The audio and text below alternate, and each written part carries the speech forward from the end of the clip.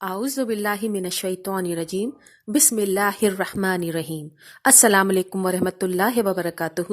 YouTube کے al Bashir Islamic channel سے آپ کی بہن فرزانہ بشیر آپ سے مخاطب ہے۔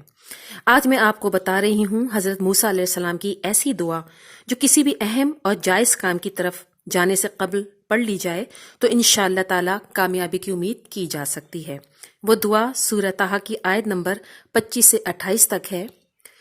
رب اشرح لی صدری ویسر لی امری واحلل عقدۃ من لسانی یفقہوا قولی۔